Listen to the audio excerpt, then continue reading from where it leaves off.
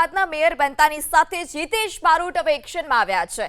વસ્ત્રાલ ખાતે ખારીકટ કેનાલના ચાલી રહેલા કામનું નિરીક્ષણ કરવા માટે હિતેશ બારોટ પહોંચ્યા।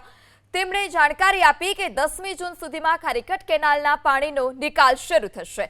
45 મીટરના અટકેલા કામના કારણે પાણીનો નિકાલ અટક્યો છે। આ સાથે જ સ્વીકાર્યું પણ ખરા કે ખેડૂતોને પાણી આપવાના પ્રશ્નને લીધે થોડો વિલંબ થયો છે, પણ હવે ઝડપી કામ શરૂ થશે। તો આવનારા ચોમાસા દરમિયાન અમદાવાદમાં ક્યાંય પાણી ભરાવાનો પ્રશ્ન ન થાય તે માટે અધિકારીઓ સાથે સંકલન કરી કામગીરી કરવામાં આવે તેવી પણ બાંહેધરી આપી છે। આ સિવાય પણ હિતેશ બારોટે અન્ય ચાલી રહેલા કાર્યોની સમીક્ષા કરી। જે પાણીનું પ્રોજેક્ટ છે ડ્રેનેજનો પ્રોજેક્ટ છે અને ડ્રેનેજની સમસ્યા પૂર્વની અંદર જે સમસ્યા છે એનું નિરાકરણ ઝડપથી કઈ રીતે આવે। ખારીકટ કેનાલનું કામ ફક્ત 45 મીટર કામ બાકી છે।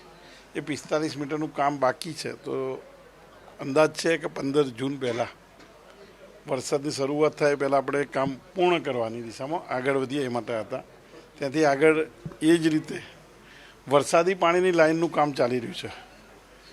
7.5 કિલોમીટરનું કામ આપેલું છે, એમાં અત્યારે 1500 મીટર છેલ્લા 1.5 મહિનામાં કામ થયું છે। 25 વર્ષની ધારણા સાથે કે વરસાદી પાણી એનો નિકાલ સીધો ખારી નદીમાં જાય। આપણે સાબરમતી સુધી લાંબા થઈએ છીએ, એની જગ્યાએ અહીંયાથી વચ્ચેથી ખારી નદી બહુ નજીક છે। કે ખારી નદીની અંદર જે વિચાર કર્યો હતો મારી ગઈ ટર્મમાં એ વિચારનો અત્યારે અમલ થઈ રહ્યો છે। એ જોઈને પણ ખુશી થાય કે જે કામ આપણે વિચાર્યું હતું આવનાર 25 વર્ષ માટે કે વરસાદી પાણીનો નિકાલની સમસ્યા હલ થાય એ માટેની પણ જે કામ પ્રગતિમાં છે। અંદાજ છે કે આવનાર 20 થી 22 મહિનાની અંદર એ કામ પણ પરિપૂર્ણ થઈ જશે।